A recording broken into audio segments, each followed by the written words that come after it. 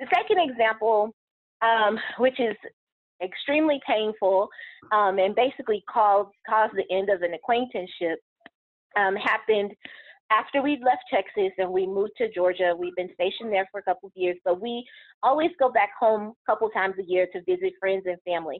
Over the course of several years since I met my husband, he always took me to visit a friend of his that lived in Denton, and we stayed with him and his grandmother and his dad, and his grandmother would cook us breakfast, and we'd hang out, and we would eat together, and we'd talk about all from top to bottom topics.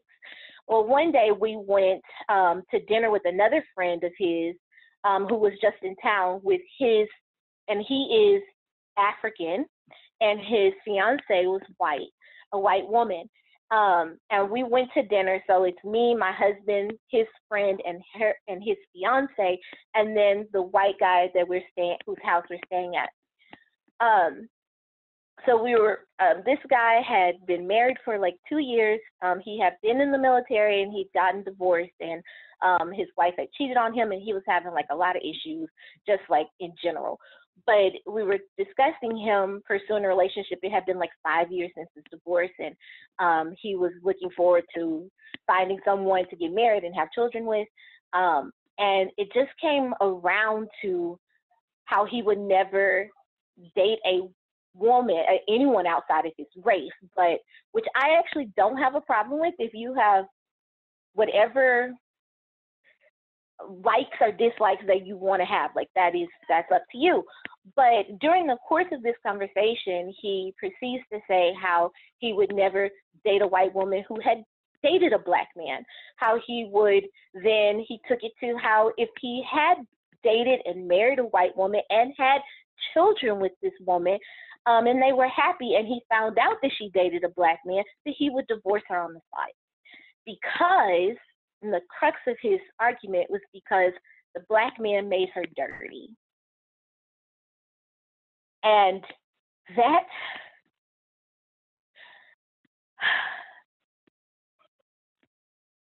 I can't understand that type of thinking. To this day, I don't understand it.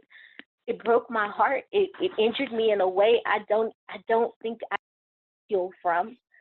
Because while he was saying those words to us, my children, my beautiful boys, my gorgeous daughter was at his house, sleeping in a bed in a room that belonged to this man,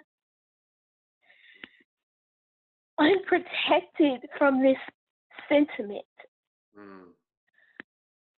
And we go back to his house, and I didn't talk for the rest of the night. I couldn't process that. And I told my husband, like, we have to leave in the morning. My kids are sleeping soundly. I packed. I didn't sleep at all that night. I was sick to be here in this place where someone can have such despicable feelings for another human being that you would think that they in and of themselves are dirty. I can't even, I don't know. We left, and he called me like maybe 30 minutes after we left the house, and he apologizes and he asked for forgiveness, which I gave him because as a Christian, I believe in extending forgiveness to people. But I told my husband, I will never, ever stay in a place where I am tolerated and not celebrated.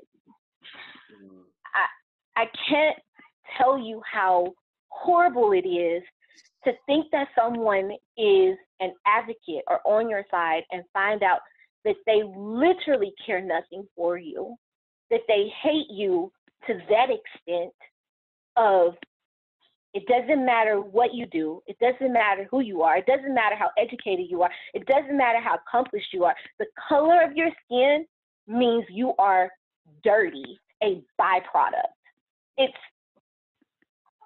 I don't know. And it's one of those things where I'm just like, I really thought hard about interracial marriage. I really thought hard about how this is a world that my husband grew up in. Like, he thought that was a normal statement. And that floored me.